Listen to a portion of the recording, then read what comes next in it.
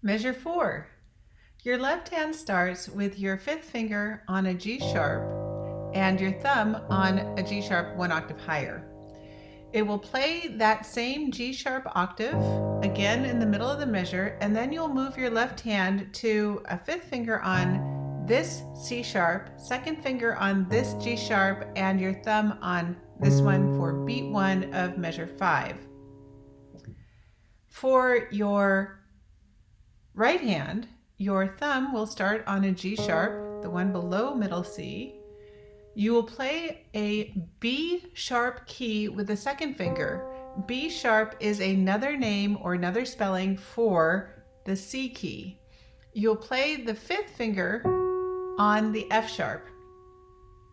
For beat 2, your thumb will start on the G sharp, then you will play a third finger on a C sharp and a fifth finger on an E.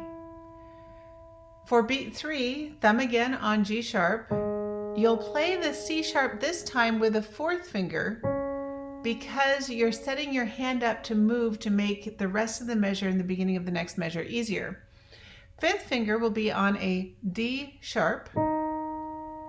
Beat 4, your thumb moves down to the F sharp key, and your third finger will play a B sharp again. B sharp, remember, is a C key, and the reason this one is a B sharp is because you had a B sharp at the beginning of the measure. Your fifth finger will play a D sharp.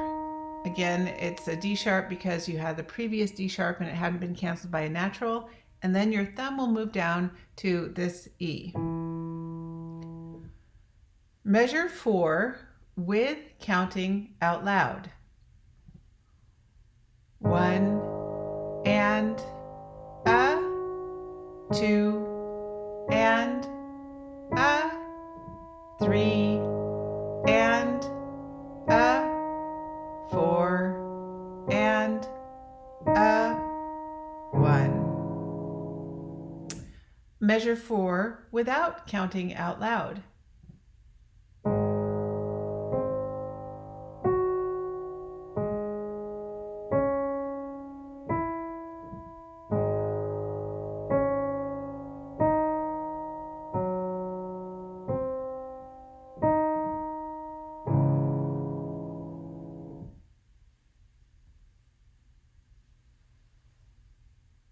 Measure 5.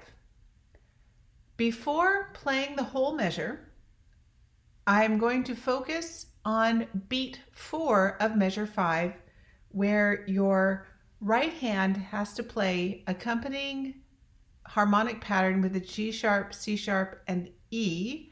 At the same time, the fifth finger is playing the melody of the Moonlight Sonata.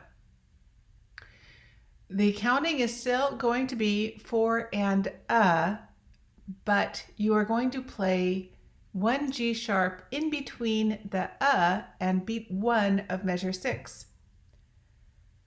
If I played my fifth finger on this G sharp by itself with the counting out loud, it sounds like this. 4 and a, 1. When I play my right hand with the bottom notes at the same time, with my thumb on a G sharp, second finger on a C sharp, and third finger on an E, going back to the G sharp. Playing both of those together sounds like this with counting out loud. 4 and a, 1. One more time. 4 and a, 1. Going back to the beginning of the measure,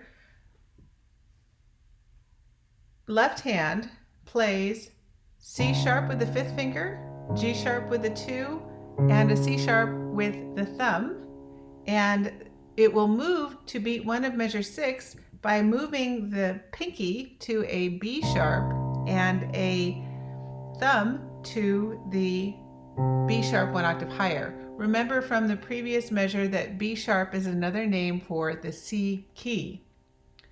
Your right hand starts with a thumb on E for beat 1, second finger on G sharp, fifth finger on C sharp.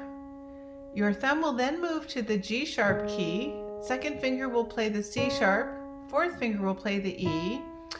And in beat 3, it's the same keys as beat 2, but you're going to move the third finger to an E. So their thumb is on a G sharp, second finger is on the C sharp, and then the third finger is on the E key, which sets you up for beat 4 with the 1 and the 5 on the octave G sharp, the second finger on the C sharp, the third finger on the E key with the G sharp played right afterwards, and then a G sharp octave with 1 and 5. Measure 5 with counting out loud. 1 and a, 2 and a, 3 and a, 4 and a, 1. Measure 5 without counting out loud.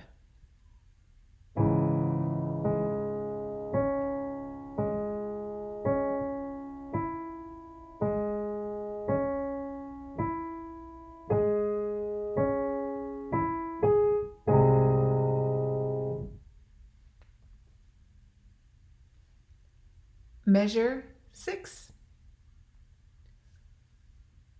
Again, I'm going to start with the right hand in beat 4 for measure 6. It's the same rhythm that you had in measure 5 for beat 4. In this case, the notes are slightly different. You will start with a thumb on a G sharp and a fifth finger on the G sharp. Then you will play the second finger on a D sharp, fourth finger on the F sharp, and again the G sharp after the F sharp, and then the G sharp octave with the 1 and 5. With counting out loud, this is what this sounds like. 4 and a 1. One more time.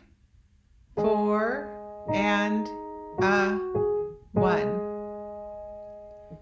Going to beat 1 of measure 6, your left hand is going to start with the pinky on a B sharp. Remember, B sharp is another name for the C key, and your thumb will be on a B sharp as well, with the second finger on a G sharp.